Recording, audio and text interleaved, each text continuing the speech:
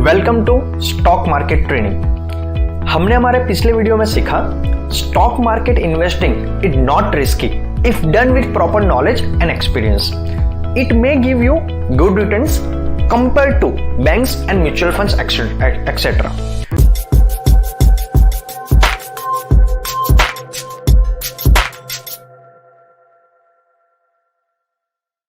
In today's topic, we are going to discuss about basics of stock market.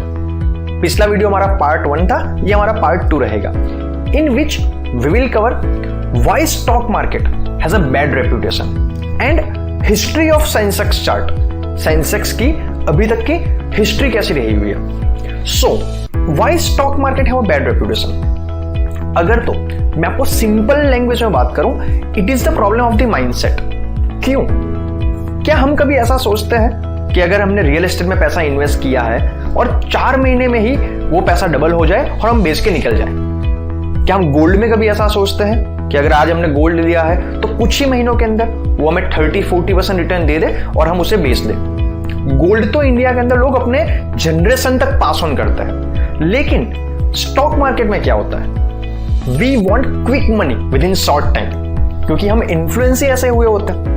कोई भी इंसान जब नया स्टॉक मार्केट स्टार्ट करता है तो उसने अपने फ्रेंड्स के मुंह से ऐसा सुना होता है कि भाई मैंने तो एक ही महीने में अपने पैसे दुगने कर दिए, मैंने एक दिन के अंदर 40,000 रुपए का प्रॉफिट अर्न किया। बट समझने की बात क्या है, ऐसा सालों में एक बार हो सकता है। वो आपको अपनी फेलियर्स नहीं बता रहे हैं। तो the main problem is the wrong mindset and the wrong expectations. People play like a gambling without any right knowledge and the experience. पैसे डबल तो सिर्फ गैम्बलिंग में ही हो सकता है या तो लॉटरी में हो सकता है, लेकिन वो दोनों जगह पे you know very well chances कितने कम होते हैं हमारे पैसे डबल होने के या तो हमें प्रॉफिट अर्न करने के। So what is the right expectation? Ideally you can expect 18 to 20% in a long term and actually it is a way better than any other investment. Why? आप अगर तो बैंक की एफडी में पैसा रखोगे तो आज के रेट के हिसाब से वो 11 साल के अंदर डबल होंगे। बट अगर तो हम स्टॉक मार्केट में 18 से 20% का रिटर्न एक्सपेक्ट कर रहे हैं तो वो 4 साल में डबल हो जाएंगे। तो कहीं ना कहीं पे 95% लोग जो स्टॉक मार्केट में लॉस करते हैं उनका प्रॉब्लम होता है उनकी रॉन्ग एक्सपेक्टेशंस। वो लोग स्टॉक मार्केट में आए ही ये सुन के है कि मुझे अपने पैसे डबल करने हैं, and that is the reason वो अपना नुकसान कर देते हैं। दूसरा, उसकी रेपुटेशन खराब क्यों हो चुकी है? Bad experience of relatives, friends etcetera, bad word of mouth publicity.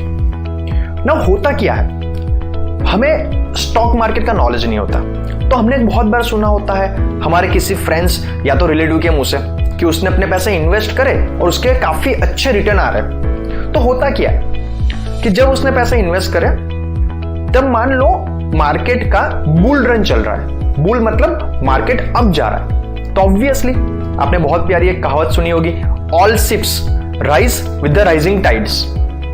जब सब लोग आगे बढ़ रहे होते हैं तो फ्लो में वो भी आगे बढ़ ही जाता है। तो उसने तो अपना कुछ प्रॉफिट कमा लिया, लेकिन प्रॉब्लम क्या होता है स्टॉक मार्केट के साथ कि stock market moves in axes. अगर तो वो ज्यादा एक्साइट होता है तो वापस डाउन आता ही आता है। वो एक वेव की तरह मूवमेंट करता है, कभी भी सिर्फ ऊपर नहीं जाता रहेगा, कभी भी सिर्फ डाउन नहीं जाता रहेगा। तो होता क्या है, उसने कुछ प्रॉफिट बना लिया, उसको डिटेल में नॉलेज नहीं था, उसने अपने फ्रेंड्स को, रिलेटिव्स को बताया, तो उसका रिटर्न देख के वो लोग भी आ गए मार्केट में। अभी हुआ क्या, कुछ समय तक तो उनका प्रॉफिट दिखा, लेकिन जैसे ही मार्केट डाउन होना स्टार्ट हुआ उन सबका प्रॉफिट लॉस में कन्वर्ट हो गया और उन सब लोगों ने कान पकड़ लिए कि मैं दोबारा कभी भी स्टॉक मार्केट में इन्वेस्ट नहीं करूंगा। तो यहां पे प्रॉब्लम क्या थी? The wrong method and the lack of knowledge. कहीं ना कहीं पे अगर हम देखने जाए तो स्टॉक मार्केट लॉन्ग टर्म के अंदर हमेशा प्रॉफिट ही दे सकता है, लेकिन किसी इंसान ने अगर तो 6 महीने के लिए इन्वेस्टमेंट किया है या तो 5 महीने के लिए इन्वेस्टमेंट किया है, then may be it can happen कि उनको लॉस हो जाए। तो ऑलवेज रिमेंबर, हमें किसी और को देख के अपने डिसीजंस नहीं लेने हैं। Stock market can give you good result, good returns, लेकिन उसके लिए हमें नॉलेज और एक्सपीरियंस होना बहुत जरूरी है। तो चलिए हम समझते हैं कि अभी तक की हिस्ट्री कैसी रही है स्टॉक मार्केट की, या तो फिर सेंसेक्स की। सेंसेक्स और निफ्टी उन सब के बारे में हम डिटेल में आने वाले वीडियो में डिस्कस करेंगे, बट अभी आपको एक बेसिक बता देता हूं। सेंसेक्स क्या होता है? सेंसेक्स का फुल फॉर्म है सेंसिटिविटी इंडेक्स। जो हमारा सबसे बड़ा स्टॉक एक्सचेंज कहा जाता है BSE, बॉम्बे स्टॉक एक्सचेंज, उनका एक इंडेक्स, एक डेटा दिखाने के लिए कि आज मार्केट का मूवमेंट कैसा रहा, जो 1979 में स्टार्ट हुआ था और तब उसकी बेस वैल्यू 100 रखी गई थी।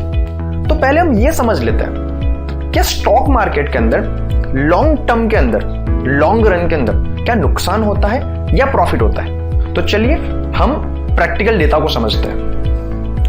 यहां पे आपके सामने सेंसेक्स का पूरा डेटा है 1979, इससे आगे से लेके 2020 तक का।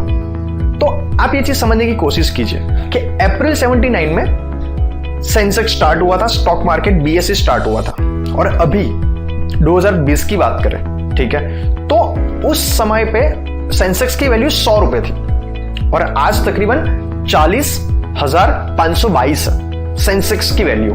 उसका मतलब क्या हो गया, अगर तुम सेंसेक्स को एक स्टॉक मान ले तो उसने इतने सालों के अंदर, अगर तो आपने 1979 में 100 रुपए इन्वेस्ट करे होते तो आज वो 100 रुपए की वैल्यू 40,522 के आसपास बन चुकी होती। अगर तो आपने 1000 रुपए इन्वेस्ट करे होते तो वो 4 लाख के आसपास आपकी वैल्यू हो चुकी होती। तो कहीं ना कहीं पे आपको काफी अच्छा रिटर्न मिला। और अगर तो हम इसको डेटा के टर्म्स में कंपेयर करें तो एवरेजली वो रिटर्न होता है 16-17% अ ईयर। सितंबर 1979 से लेके अक्टूबर 2020 का हम डेटा को ले तो एनुअल कंपाउंडिंग रिटर्न हुआ 16-17% के आसपास। तो लॉन्ग टर्म के अंदर आपको एवरी ईयर 16 से 17% का रिटर्न सेंसेक्स ने दिया हुआ है। चलिए हम और एक चीज समझते हैं। अगर तो हम डेटा ले 1989 से लेके, जब सेंसेक्स की वैल्यू 750 के आसपास पहुंची थे, वहां से लेके 2020 की बात करें, तब आपका एनुअल रिटर्न अप्रोक्सीमेटली हो जाएगा 15% के आसपास। अगर हम बात करें सितंबर 1999 यहां से लेके यहां तक की, तो आपका एनुअल रिटर्न हो जाएगा 12% के आसपास। अगर हम बात करें सितंबर 2009 यहां से लेके यहां तक की, तो आपका एनुअल रिटर्न हो जाएगा 10% के आसपास। और अगर हम बात करें मार्च 2009 से लेके यहां से लेके 2019 की बात करें, तब आपका रिटर्न हो जाएगा 16% के आसपास। तो अल्टीमेटली अगर तो आप 10 साल से ज्यादा के लिए अपने पैसे इन्वेस्ट कर रहे हो तो स्टॉक मार्केट में प्रॉफिट ही हो सकता है। हाँ, वो डिपेंड करता है आपने कौन सी कंपनी सिलेक्ट करी है, जो फंडामेंटली स्ट्रांग है या नहीं है, और वही हम सीखने वाले हैं। तो ये तो एक बहुत ही बड़ा मिसकंसेप्शन है। जो लोग ने खुद ने पैसे गवाए, जिनको नॉलेज नहीं था, जिन्होंने उसको गेमलिंग की तरह खेला, तो खुद तो लॉस करके आए और उन्होंने अपने रिलेटिव्स को और अपने फ्रेंड्स को नेगेटिवली इन्फ्लुएंस कर दिया। तो वो खुद तो दोबारा कभी स्टॉक मार्केट में गए नहीं और अपने फैमिली मेंबर्स को भी रोक दिया स्टॉक मार्केट में इन्वेस्ट करने से। लेकिन आप समझ के देखिए, आज की तारीख के अंदर गवर्नमेंट भी स्टॉक मार्केट में इन्वेस्ट करती है, पेंशन फंड्स भी स्टॉक मार्केट में इन्वेस्ट करता है। तो अगर तो स्टॉक मार्केट एक गेमलिंग होता तो गवर्नमेंट वहां पे क्यों इन्वेस्ट कर रही है? Stock market is a pure business कि जहां पे आप एक अच्छा रिटर्न कमा सकते हैं। तो चलिए सबसे पहले हम ये समझते हैं कि सेंसेक्स मूव कैसे हो सकता है। There are very different factors, micro macro economics, लोगों की साइकोलॉजी क्या है, कंपनी का फंडामेंटल क्या है, टेक्निकल एनालिसिस करना भी जरूरी होता है। बट आज हम इसका जो हिस्टोरिकल डेटा है, जो 1979 से लेके अभी तक की बात करें, तो वो कौन से इवेंट्स को पास ऑन किया और उस इवेंट के दौरान सेंसेक्स ने कैसी मूवमेंट दिखाई है। तो अप्रैल 79 में सेंसेक्स स्टार्ट हुआ था, तब उसकी बेस वैल्यू 100 रुपए थी। अभी हम यहां की बात करें जुलाई 1990 के आसपास, तब उसने लाइफ के अंदर पहली बार 4 फिगर का आंकड़ा क्रॉस किया 1000 तक। फिर 1990 से लेके अप्रैल 1992 तक मार्केट 4000 तक पहुंच चुका था। अगर हम अप्रैल महीने की बात करें तो यहां पे उसने 4000 का आंकड़ा टच किया था। लेकिन 1992 में मे बी आप सबको पता होगा, हर्षद मेहता ने एक बहुत ही बड़ा स्कैम किया था। उसने आर्टिफिशियली मार्केट को इन्फ्लुएंस किया था और वो बबल बस्ट हुआ था। Always remember, market moves in axes. जब मार्केट रिटर्न दे रहा होता है तो लोग बाकी लोगों का रिजल्ट देख के ज्यादा सोचे भी ना ज्यादा पैसा लगाने लग जाता है, एंड इसीलिए मार्केट जितना मूव होना चाहिए उससे ज्यादा मूव हो जाता है। एंड डेफिनेटली वो बबल जो है वो एक दिन बर्स्ट होने ही वाला है। तो यहां पे हुआ क्या, एक्चुअल में मार्केट अगर 1990 के आसपास 1000 के पास था तो उसे 2 से 3000 तक पहुंचना चाहिए था। लेकिन क्योंकि हर्षद मेहता ने उसे आर्टिफिशियली इन्फ्लुएंस किया था और उसने रिजल्ट दिखा के लोगों को भी इंस्पायर किया था, तो लोगों ने ज्यादा पैसा इन्वेस्ट किया। लेकिन 1992 अप्रैल के अंदर वो स्कैम बाहर आ चुका था। तो उससे हुआ क्या, लोगों का भरोसा स्टॉक मार्केट से काफी हद तक चला गया। तो सीधा गिर के, ठीक है, एक साल के अंदर 50% डाउन हो गया था। और अगर आप देखोगे तो फिर वो कहीं ना कहीं पे 1999 तक उसी रेंज के अंदर मूवमेंट करता रहा। फिर उसने दोबारा कभी 4000 के डिजिट को टच नहीं किया। उसने सबसे पहले टच किया 1990 मई से पहले, अप्रैल मई के आसपास। पहला रीजन तो ये था कि हर्षद मेहता का स्कैम हुआ था, तो लोगों का भरोसा काफी ज्यादा उठ चुका था। दूसरा रीजन क्या था, अगर आपको हिस्ट्री के बारे में पता हो, पॉलिटिक्स के बारे में, तो 1996 से लेके 1999 के बीच में 3 साल के अंदर हमारे 4 प्रधानमंत्री बदले थे। तो समझिए, अगर एक गवर्नमेंट है, अगर वही स्टेबल नहीं है तो अपनी पॉलिसी को इंप्लीमेंट नहीं कर सकती है। तो बिजनेसमैन हमेशा कंफ्यूजन में रहता है कि ये जो गवर्नमेंट है वो हमारे बिजनेस को आगे बढ़ाएगी उनकी पॉलिसीज, या तो डाउन लेके जाएगी। एंड इसीलिए लोगों का भरोसा भी कहीं ना कहीं डाउन हो जाता है। दूसरा, 1999 के आसपास 3 मई से लेके 26 जुलाई तक कारगिल वॉर रही थी, और वॉर की कंडीशन में हमेशा इकोनॉमी इंपैक्ट होती ही होती है। तो कहीं ना कहीं पे 1992 से लेके अगर हम बात करें 1999 तक ऑलमोस्ट सेम रेंज में मार्केट मूव हुआ था। फिर थोड़ा सा अब गया, यहां से नॉर्मल उसने रेंज दिखाई थी, ठीक है। फरवरी यहां पे 2000 के साल तक वो अच्छे से मूवमेंट आया। देन फरवरी 2000 के आसपास मार्केट 5500 तक पहुंचा था, 6000 तक पहुंच चुका था एक टाइम के ऊपर। और तब वापस से स्कैम बाहर आया, केतन पारेख स्कैम, जिसे K10 स्टॉक कहे जाते हैं, जो एक समय में हर्षद मेहता के साथ काम करते थे। उसने भी आर्टिफिशियली मार्केट को इन्फ्लुएंस किया था। वो बबल बस्ट हुआ, देन डेफिनेटली मार्केट डाउन होने लग गया। जहां पे मार्केट 6000 पहुंच चुका था, वो कुछ ही महीनों के अंदर 4000 के आसपास आ चुका था। फिर मार्केट अगेन भरोसा लोगों का गवा चुका था, तो एक नॉर्मल रेंज में मूव हो रहा था। देन सितंबर 2001 के अंदर यूएसए में टेररिस्ट अटैक हुए थे, तो अगेन मार्केट वापस से उसी रेंज में रहा। तो कहीं ना कहीं पे 1992 से लेके अगर आप देखोगे तो 2003 तक वो 4000 की रेंज के आसपास ही मूव करता रहा था यहां तक। अभी 2003 के अंदर एक स्टेबल गवर्नमेंट आ चुकी थी, एंड 2003 से लेके अगर आप 2008 का डेटा देखोगे तो ये अभी तक के स्टॉक मार्केट हिस्ट्री का सबसे बड़ा बुल रन है। मार्केट 2003 में 3000 से लेके 21000 तक पहुंच चुका था। अगेन जैसा मैं आपको बता चुका हूं, मार्केट मूव्स इन एक्सेसिस। जितना मूव होना चाहिए उससे ज्यादा हमेशा मूव हो जाता है जब बुल रन आता है। तो डेफिनेटली ओवर एक्साइटमेंट का जो बबल था वो बर्स्ट होना ही था। दूसरा रीजन, 2008 के अंदर आप सबको पता है यूएसए के अंदर सब प्राइम क्राइसिस हुए थे। लेमन ब्रदर ने वहां पे डिफॉल्ट बैंक करप्ट हो चुके थे, और वो फिर पूरे कंट्री के अंदर बहुत बड़ा फैल चुका था। और वो अभी तक की हिस्ट्री का सबसे बड़ा रिसेशन या क्राइसिस यूएसए का कहा जाता है। तो जहां पे मार्केट 21000 था और यूएसए के अंदर रिसेशन आ गया, तो मार्केट सीधा सा क्रैश होके 21000 से एक साल के अंदर या कुछ महीनों के अंदर आ गया था 8000 के आसपास।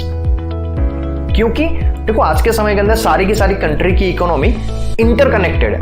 इंडिया अपने सॉफ्टवेयर्स को यूएसए को, यूरोप को बेचता है, चाइना अपना सामान इंडिया के अंदर यूएसए में सप्लाई करता है। तो कहीं ना कहीं पे सारी कंट्रीज की इकोनॉमी इंटरकनेक्टेड होती है। तो यूएसए ने बहुत सारी बैंक्स ने डिफॉल्ट हो चुकी थी, तो वहां का बिजनेस बहुत डाउन हो चुका था।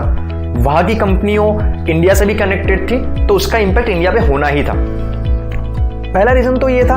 और दूसरा कि मार्केट कहीं ना कहीं पे 2003 से लेके 2008 तक 21,000 पहुंच गया था एंड वो ओवर एक्साइट हो चुका था। अगर जनरली देखे तो उससे शायद 15-16 हजार की रेंज पे होना चाहिए था, तो वो ओवर एक्साइट था। तो वहां सा बबल बर्स्ट हुआ। 2008 के अंदर यूएसए में रिसेशन आया था एंड वो दोनों रीजन को मिला के वो अभी तक की स्टॉक मार्केट की हिस्ट्री का सबसे बड़ा करेक्शन है। 60% करेक्शन। करेक्शन का मतलब क्या होता है? मार्केट टूटना या उस डाउन जाना। अभी यहां पे 2008 के अंदर मार्केट डाउन हो चुका था, तो अगेन धीरे धीरे करके मार्केट ने रिकवर करना स्टार्ट किया, करेक्ट आगे बढ़ने लगा। फिर 2012-13 तक वो वापस से अपने 19-18 हजार की प्राइस पे पहुंचा। देन ये उसी रेंज में मूव हो रहा था जो उसकी आइडियल रेंज होनी चाहिए थी, 17-18 हजार।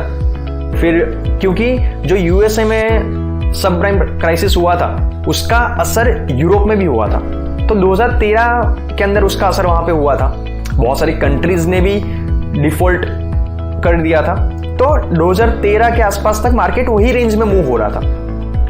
फिर 2014 के अंदर इंडिया के अंदर मोदी गवर्नमेंट बनी, जिनकी इमेज प्रो बिजनेस की रही, तो डेफिनेटली 2014 से लेके वो काफी अच्छा, एक साल के अंदर उसने 21,000 से लेके काफी अच्छा मूवमेंट दिखाया। ठीक है, फिर बीच में 2-3 ये आपको यहाँ पे डाउन भी दिख रहा है।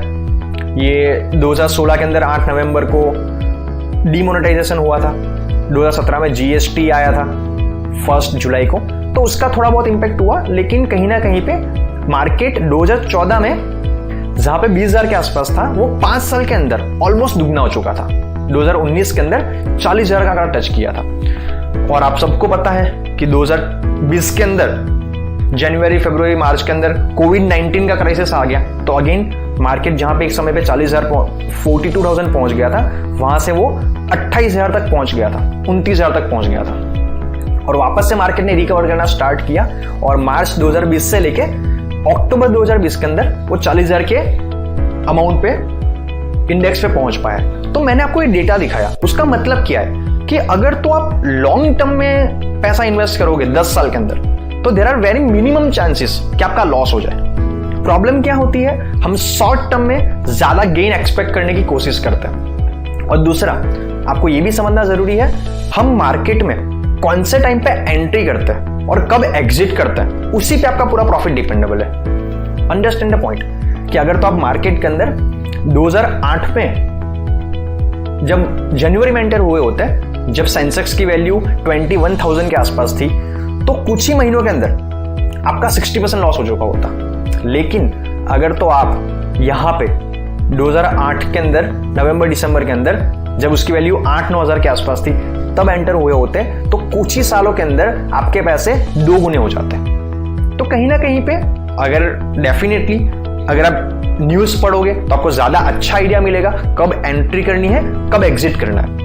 But in the long term अगर आप 10-15 साल के लिए इन्वेस्ट कर रहे हो, तो annually you can expect 10-20% return properly, कि जहां पे आपका लॉस नहीं होगा बट वो कंपनी आपको प्रॉफिट दे के ही जाएगी। देखो, trading is a different thing. Trading मतलब स्टॉक्स को लेके कंटिन्यूअसली वे में बेचना, वो डिफरेंट थिंग होती है जो हम आने वाले सेशंस में सीखेंगे। एंड इन्वेस्टिंग वो पूरा डिफरेंट चीज होती है। इन्वेस्टिंग का सिंपल सा मतलब होता है, आप एक कंपनी के शेयर्स ले रहे हो, उस शेयर्स को लॉन्ग टर्म होल्ड कर रहे हो, कंपनी बड़ी बनेगी, उसके अकॉर्डिंगली आपके शेयर्स की वैल्यू बड़ी बनती जाएगी और आपका उतना असेट क्रिएट होता जाएगा। तो हमने ये डेटा से क्या सीखा कि डेटा जो है सेंसेक्स का वो मूव कैसा करता है, जिसपे मैक्रो माइक्रो इकोनॉमिक्स का एक बहुत बड़ा इंपैक्ट होता है। दूसरा, ह्यूमन सेंटिमेंट्स, ह्यूमन साइकोलॉजी, कि लोग क्या सोच रहे हैं मार्केट के बारे में। 1992 में स्कैम हुआ था, तो 7-8 साल लग गए, ठीक है, लोगों का वापस भरोसा आने के अंदर स्टॉक मार्केट के ऊपर। एंड डेफिनेटली कंपनी फंडामेंटल तो अच्छे होने ही चाहिए। तो आई होप सो कि आपको इस वीडियो के जरिए समझ में आया होगा, ठीक है, कि stock market investing requires proper business mindset. वो एक गेम्बलिंग नहीं है, वो एक बिजनेस है। And historical data shows it gives you good return in long term. मैंने आपको अलग अलग टाइम स्पान लेके ये समझाया कि अगर आप 10 साल से ज्यादा समय के लिए स्टॉक मार्केट में अच्छी कंपनियों में इन्वेस्ट किए हो तो आपका प्रॉफिट ही होगा। Thank you very much. मिलते हैं नेक्स्ट वीडियो के अंदर।